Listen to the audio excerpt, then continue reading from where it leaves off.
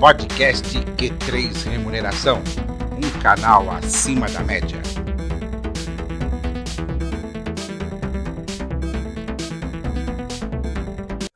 Voltamos com o podcast Q3 Remuneração, um canal acima da média. Lembrando que esse programa é um oferecimento da RH Plus, referência em remuneração. Consultoria que não fecha negócios, abre relacionamentos. Bom, Alexandre, nós falávamos um pouco sobre essa questão estratégica da área de remuneração. Agora vamos falar um pouco de mercado, né? Nos programas que nós temos feito, nas entrevistas que nós temos feito, eu e o Matheus, né? Nós temos visto que o mercado de trabalho para o profissional de remuneração está extremamente aquecido, né? Principalmente com o surgimento de vagas em quase todas as semanas. Houve um tempo não tão distante assim que a situação era outra, completamente diversa, em que não existiam oportunidades específicas. O mercado exigia um profissional multifuncional, mais generalista, e isso trouxe a campo vários profissionais sem conhecimento técnico da área. A que você acredita essa mudança, ou seja, a volta do interesse das empresas por um especialista e não mais um generalista atuando na área de remuneração? Vanderlei, eu acho que tem a ver com o tema que eu acabei de falar antes do intervalo, que era o ponto mais estratégico que as áreas de remuneração estão mais próximas, né? Que são os temas de estratégia, metas de curto, médio e longo prazo, e como a gente remunera as pessoas que tenham uma performance Q3 acima da média, como você fala, para que elas sejam mais bem remuneradas e melhor investidas do ponto de vista da organização. Então, isso efetivamente, eu acho que é o que faz com que a gente consiga estar mais perto de uma parte da organização que é mais estratégica e tenha a necessidade de ter, por outro lado, profissionais que sejam mais consolidados, sejam mais técnicos, sejam mais experientes, né, quando eu quero dizer consolidados. Eu creio que é um pouco por aí. Legal. Continuando aí nessa seara da área de cargos e salários, né? O plano de cargos e salários de uma empresa visa estabelecer o equilíbrio salarial interno e externo, ou seja, relacionado ao mercado, né? A realidade empresarial atualmente exige a implementação de um plano que referencie esse equilíbrio? Eu acho que sim, mas mais do ponto de vista externo, na minha opinião. Sabe por quê, Vanderlei? Eu acho que a gente não pode ter uma tabela salarial ou um catálogo de cargos, né, comumente, como a gente fala, os planos de cargos e salários, que seja algo que, na realidade de hoje, ingesse a política ou a forma de recompensar os talentos, né?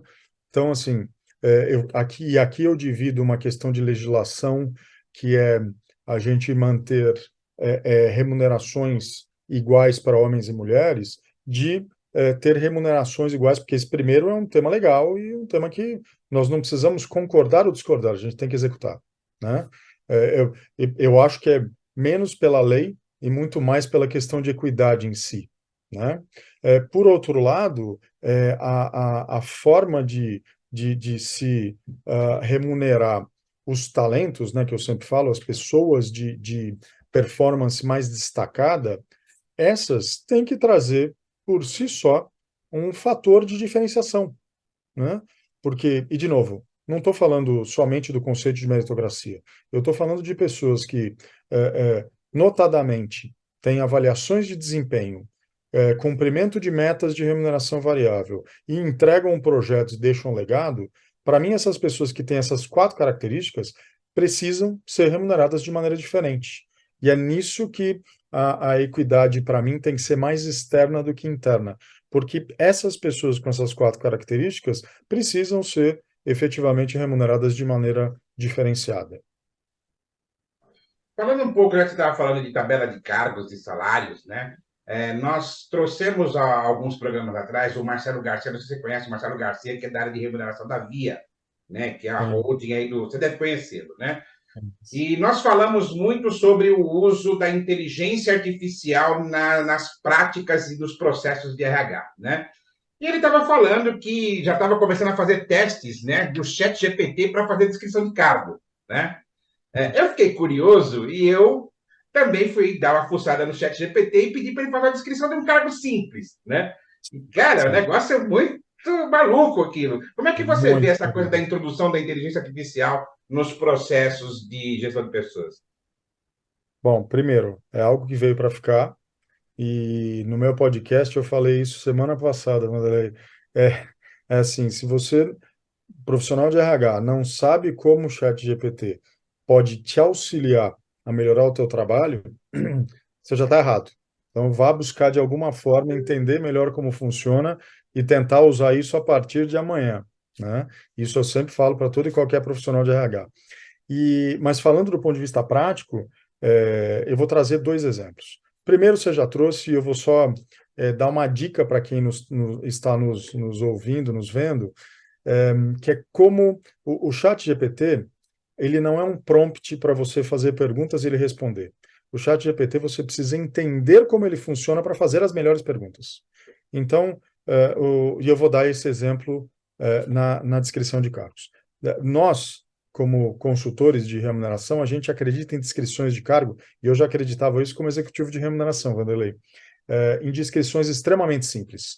Então, eu treinei um prompt do chat GPT que eu uso para descrição de cargos para me dar a descrição de cargos sempre em 3 parágrafos. Nada mais, nada menos. E nesses 3 parágrafos, a gente treinou o chat GPT para falar assim, pensando nas diversas abordagens que existem, né, de grandes consultorias ou de pequenas consultorias, qual é a proficiência desse profissional do ponto de vista técnico, qual o tamanho dessa posição, se ela é estratégica, se ela é operacional, se ela é tática, o que tem de interação interna e externa, interação interna com que áreas. Então, assim, é um set de perguntas que a gente já treinou o chat GPT, e aí quando a gente coloca o cargo, quando a gente coloca um pouquinho mais de informação sobre a indústria, sobre a empresa, ele vai lá e constrói a descrição em 3 parágrafos. Isso é o chat GPT, né? Treinado para fazer uma descrição de cargo. As outras coisas, né, vou dar um outro exemplo de utilização de inteligência artificial, existem formas de você comunicar que são formas muito mais simples. E aí é como você, a partir de informações, comunicados que já foram feitos, dados da população, dados do que quer, que você quer comunicar, o chat GPT também faz isso de maneira mais simples, né? Significa que não vão haver mais criadores de conteúdo? Pelo contrário, os criadores de conteúdo vão ser amplificados com essa capacidade do chat GPT fazer isso. E essa palavra do amplificado, o Sam Altman, que é o CEO da OpenAI, usou há umas 2 semanas atrás. Eu fui num evento em março desse ano nos Estados Unidos que ele falou essa frase. O chat GPT e qualquer outra ferramenta de inteligência artificial, é, ele não vai acabar com empregos, ele vai amplificar algumas qualificações do ser humano, né? Pode ser que algumas posições, alguns cargos, se transformem, né? Outros podem desaparecer? Pode ser que sim, mas aí eu sou um otimista inveterado, eu espero pensar que a quantidade de empregos gerados vai ser um salário médio muito maior do que os empregos automatizados, de coisas que podem ser automatizadas vão deixar de existir. Para a gente poder finalizar, Alexandre, a gente estava falando que o plano de cargos e salários ele visa estabelecer o equilíbrio principalmente pelo lado externo, né? Mas vamos falar um pouco do lado interno, né? Qual que é a importância da remuneração para que o colaborador perceba, lhe seja tangível a evidência e existência do RH na empresa? Boa.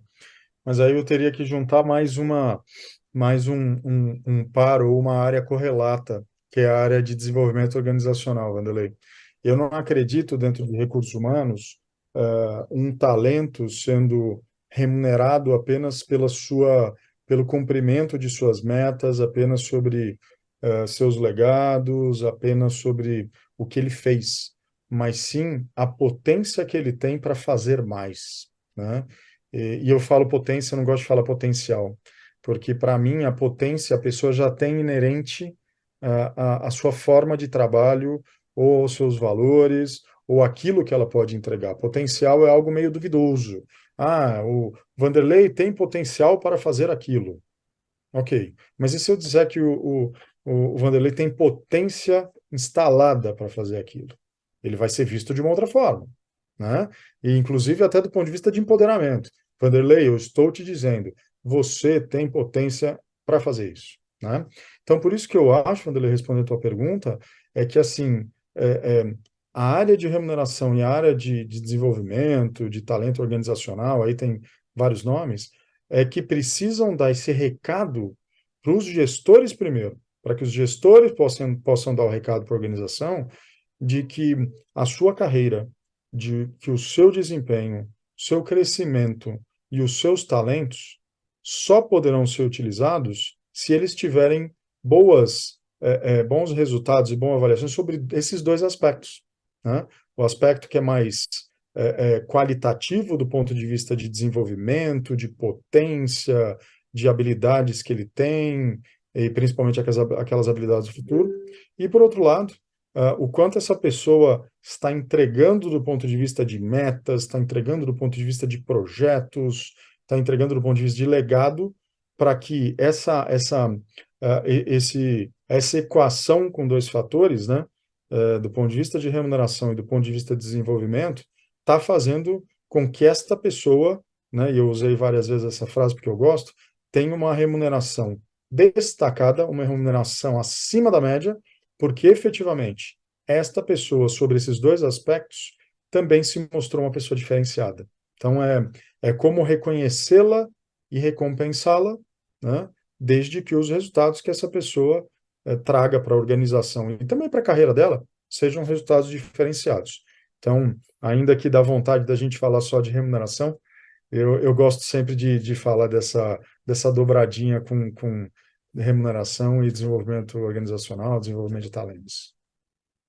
Excelente. Uma última pergunta mesmo para a gente poder fechar. Eu vi uma publicação no LinkedIn recentemente, na verdade, uma enquete, né?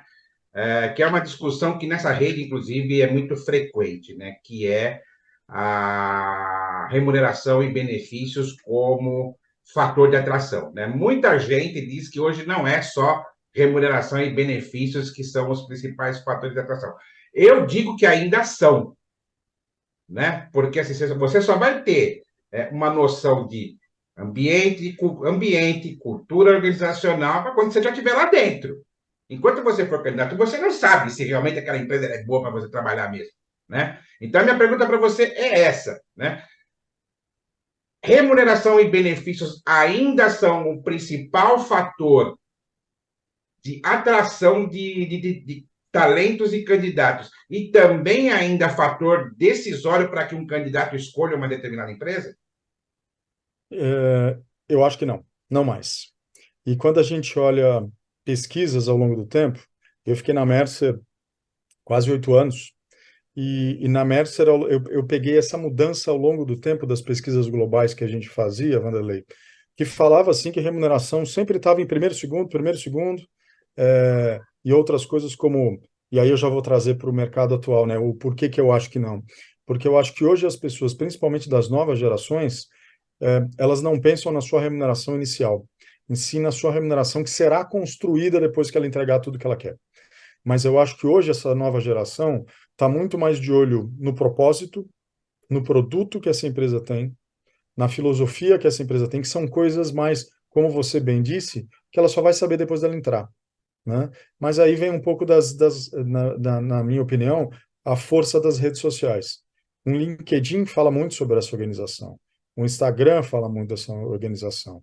Eu tenho uma mentorada de 23 anos que está me ensinando como extrair melhores informações do TikTok, né? Que é onde essas novas gerações procuram conteúdo. A gente pode criticar o quanto a gente quiser, né? Mas, assim, é como elas procuram conteúdo, né? Então, eu acho que remuneração não ficou como sendo o único. Eu acho que este tema e aí eu vou fazer um conjunto, né? Essa questão do propósito, do produto, como ela se posiciona dentro do mercado, e aí podem incluir atributos do ESG, e também como ela vê as oportunidades de desenvolvimento, não é carreira, desenvolvimento dentro dessa organização. Se ela vê isso de maneira positiva e se a remuneração é uma remuneração inicialmente competitiva, que traz ótimos benefícios, que casa com o momento de carreira dessa pessoa, eu acho que aí, sim, é aquela coisa do não tenho que pensar para aceitar essa carta oferta. Mas eu acho que não é mais o único fator, eu acho que tem que ser o conjunto desses dois fatores, Vanderlei. Excelente! Estamos chegando ao final desta edição do podcast Q3 Remuneração, um canal acima da média, e eu quero agradecer ao Alexandre Espinosa, cofundador da 3 Cliques RH, ramo de serviços voltados para a gestão de pessoas, pela participação neste programa. Lembrando que os nossos programas estão disponíveis nas plataformas Spotify, Google Podcasts e também no YouTube, toda segunda-feira. Até o próximo programa. Podcast Q3 Remuneração, um canal acima da média.